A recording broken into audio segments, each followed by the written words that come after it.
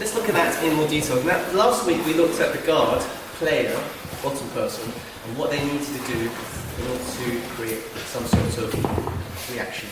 Now we're going to look at the other side, where I'm the person caught in somebody's close guard, and I have to be aware of certain dangers, and also maybe utilise the knowledge that he's going to do certain things to me to my advantage. So who should we go for? Anna, because I talked with Anna about this on Sunday, and this was something that he looked at closely for his competition, and it's a common problem for everyone, even at high level. Anyway. So first of all, when I'm in his close guard, like we discussed last week, for me to start doing anything to him, like getting up, you'll notice, if you observe well, that you have to start putting your hands on his body with which to start creating a break. Alright? Even if you don't want to break from here and you want to stand up, it's very hard to stand up without actually putting your hands on him.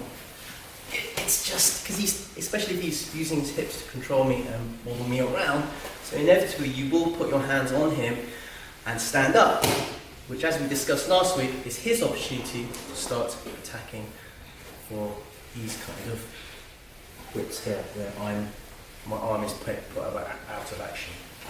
Okay, let's look at a couple of things first of all. My job is to get out. There's various ways to get out. I'm going to look at a more conceptual approach. First of all, let's look at the dangers. Generally, if he's going to grip, he'll either grip my sleeve or my collar, usually both. Here.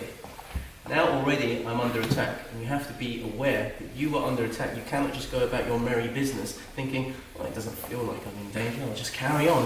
And you're now very much under his control.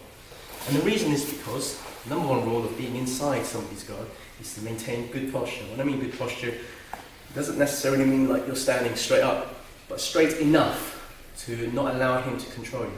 So for example, when I'm here, this is quite sort of, you can see sideways as well, here. It's not a bad posture, I'm okay, I'm not unbalanced, that's for sure. But Amit only has to reach for my collar and start tugging, and I'm fighting him, strength for strength. And I can't really do what I want to do. So our number one aim is to, as soon as he starts reaching up, I'm puffing my chest up, curving my back, and I'm looking ahead, which makes my spine a little bit more vertical. So what's happening, can you see he's lifting his shoulders from ground, he's very much reaching out to try and grab me. So that means his ability to control me is at its furthest tip, if you like, the furthest extension. I mean, do you feel like you could cross-collar choke me from here? Do you feel like you get... So he's got hold of me, but he's not in control. The further down I go, the more in control he is. So let's look at it halfway. At the halfway point, you first start to get a deeper grip. Do you feel a little bit more in control now? And my ability to fight him is much reduced. So we're going to look at this in stages. First of all, we're going to start with the drill where we're sitting in here. We're sitting nice, and you can put your hands in, that's fine. I don't mind what he does. I recommend you see the key grip. You form like a close here, and put your arm, single arm as a prop against it, forming a sort of a triangle or a balance here. The other hand, I like to put here and just sort of hide my elbow slightly. But don't worry about those details for now, it's not what I want to illustrate. So we're here. Okay. That's number one. You are in good posture. I'm not leaning backwards, I'm not leaning forwards, I'm round about here. I'm avoiding the temptation to look down at him, because that just tilts my balance a little bit more forward. And you can ask your partner to reach, we call this the cross collar grip, here, where he goes across. This arm goes towards to the other side. And he's going to pull down with all he can, and you're just going to resist it best you can. Just like this. Okay? And you may get there eventually, depending on this. The second part of this is that you're going to start from here. You've still got your hand on him, but you say, can you see how broken my posture is? Now you're going to resist him from here. He's going to use one hand to try and pull you. His aim is to do this, pull me down. Okay? We're going to start this go. It's really, really hard. I want you to experience that and understand firsthand the difference between being here and being here. It doesn't take a lot. Alright? Everyone want to try that? Very, very simple drill. And just swap around in your own time. 3, 2, 1. They're all quite simple until we get to the end. Let's look at another concept here. I've brought a Wayne for this one, so close guard. Why the cross-collar grip? There's many reasons why. His objective is to control me. With the cross-collar grip, he's quite strong. So even if I were to use all my strength, he will get there in the end to break my posture down. It's just the mechanics of it. Plus, the cross-collar grip is incredibly versatile. From here, he can do simply a choke, so the basic judo-style chokes, or he can start fashioning an armbar. See how it works? Okay, and there's many, many other attacks. And it all stems from a really good cross-collar grip from there. Try the same with a single same side grip. It's not actually the same side, because if I turn my body around, it's the opposite side. But it's if we were a mirror, it's the same side. And I'm just holding here. Even if with a really low posture, try and pull me down.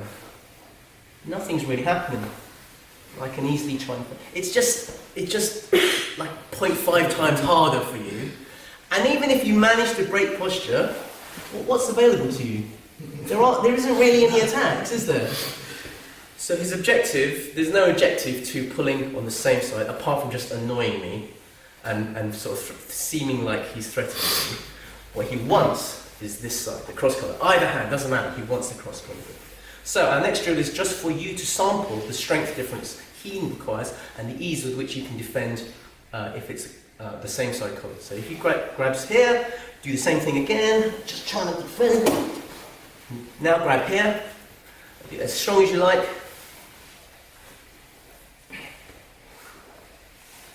And I'm still maintaining posture, and if I do slip down, it's quite easy to go back up again.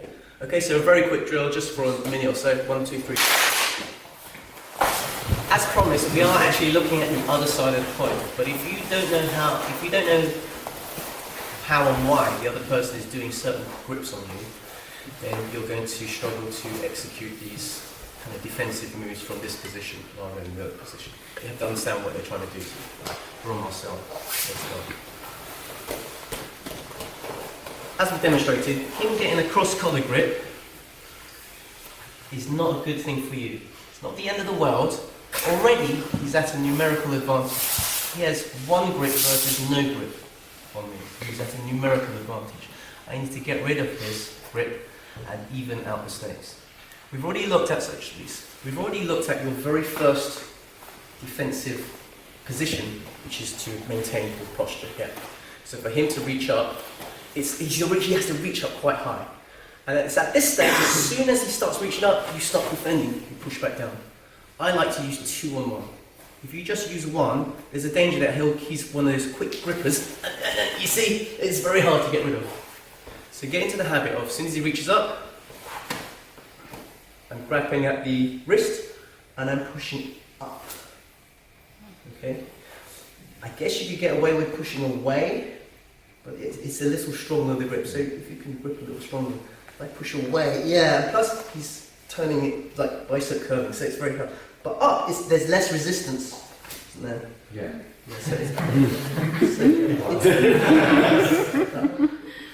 Don't be tempted, bottom person, to do a weird kind of grip unless you really know what you're doing to avoid the upward one. I don't know how you. Yeah, if you could.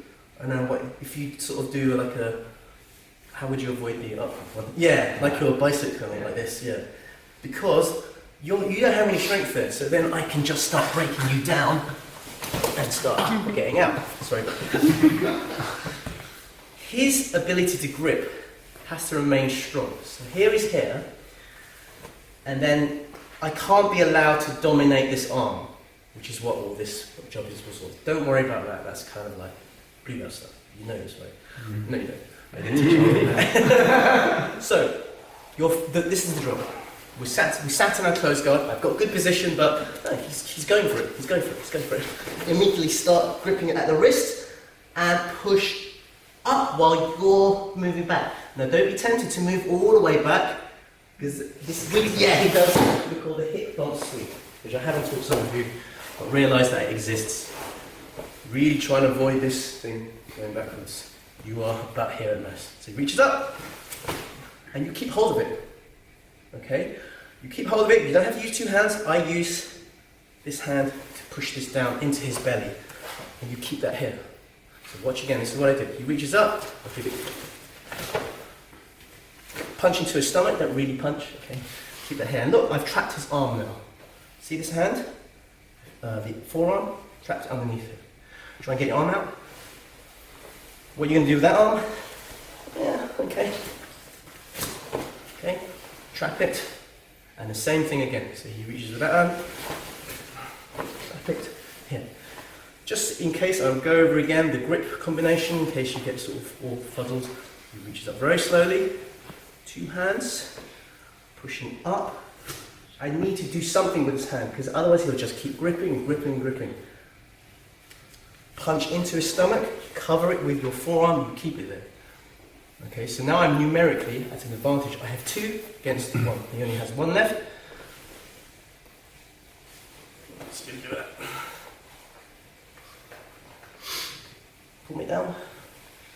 He's so much more weakened in that position. I almost feel you've got 3, because you've got that and you've got your elbows on. Well, let's not talk numbers. I'm going to get confused if I get numbers. Does everyone understand drill? Let's go over again. Yeah, you're okay? Yeah, 3, 2, 1. Okay. Let's look at, again, basic escapes, basic defenses, basic posture. We looked at, first of all, the earliest stage, where he reaches up and I'm just defending here. We looked at, even if I was posturing good, the next stage where he does get a good grip, I immediately start defending here, and I like to pin down to his stomach, and I'm trapping here. A couple of things I discussed with some of you is, yes, his hand is free to, and even if it was very, very strong, if I did not want his arm to go, then inevitably I'd be brought down. But what's he going to do from there? Unless teeth and biting was allowed, he may be allowed to bite me or headbutt me. But even from here, this very, very, what I said was, you shouldn't be here, this bad posture.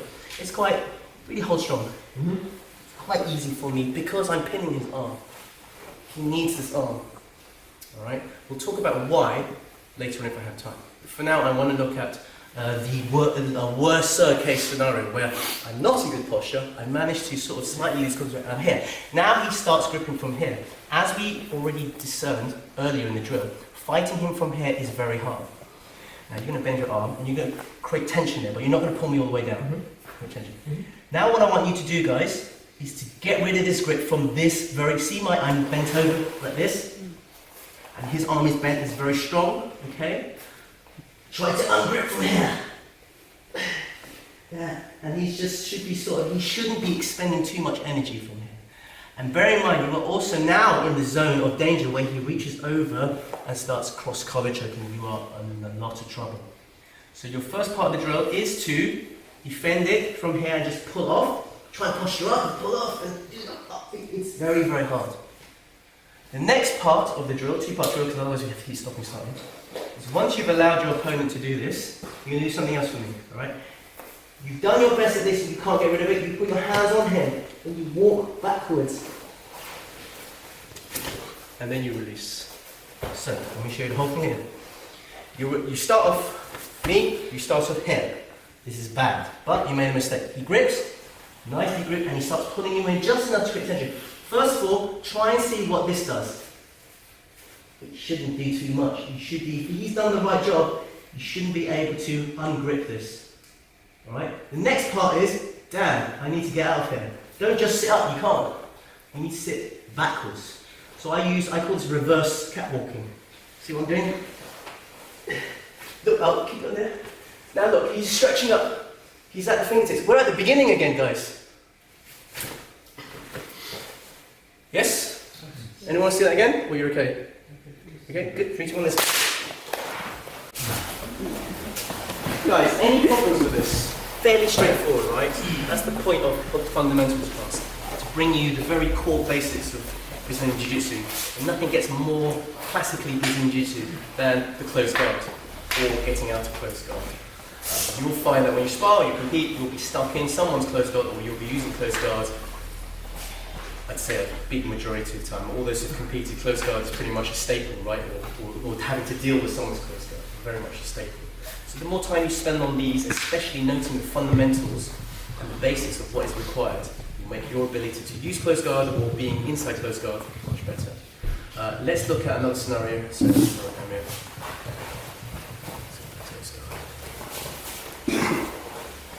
So far we've looked at my posture, and today is all about my posture. Good posture, he has to reach up high. Okay, if he does get a good grip, I'm in a good position to ungrip. Get into the habit of, once you have a hand, making sure you keep that hand. And that's the purpose of this. Next drill, we looked at where my posture is slightly more broken. I asked you to try and ungrip. It's much harder. You're in danger of that arm coming in. So we're looking at another way of getting out, which is the reverse catwalk. I walk back a little bit as well. And the purpose of this is to create as much gap between me and him as possible. If you can turn to that side. I was here, if you close it on. Now you can see Amir's heel is here.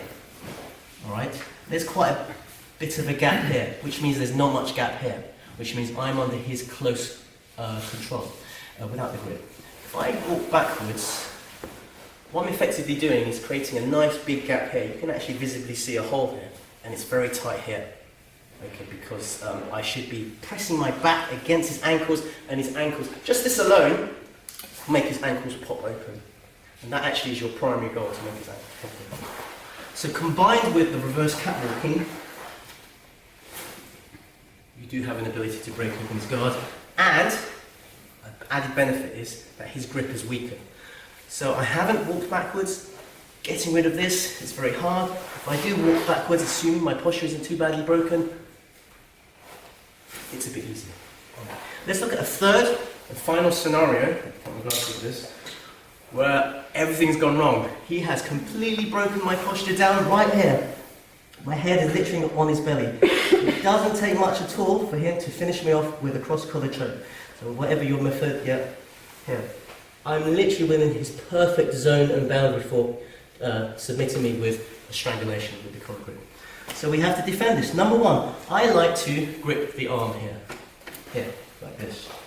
There isn't much chance for me to just simply posture up. There isn't much chance for me to do the reverse catwalk because I'm just too far down. He's at his strongest here. So I grip here, and secondly, this alone is not going to do anything to me. I do have to be wary of this other arm. So when that other arm comes over, I keep a check here. Don't start doing this. There are many reasons why, which is beyond the scope of today. Keep the elbow in and push his bicep. Now he doesn't have an ability to cross-collar choke you. Okay. Now what happens is this one will start to get weaker because he's getting frustrated with this one. As you figure out that he's lost a little tension on this one, I'm going underneath, and guess what? Same side collar grip, which we already knew was a weak grip. This is quite easy to get out of. Same side, cross collar. Same side, bad for him, good for you. So, cross collar choke, broken posture. Be aware of this arm, defend. Look at my head, I'm tucking my chin in, I'll bring it down. Now, two hands, tuck my head underneath.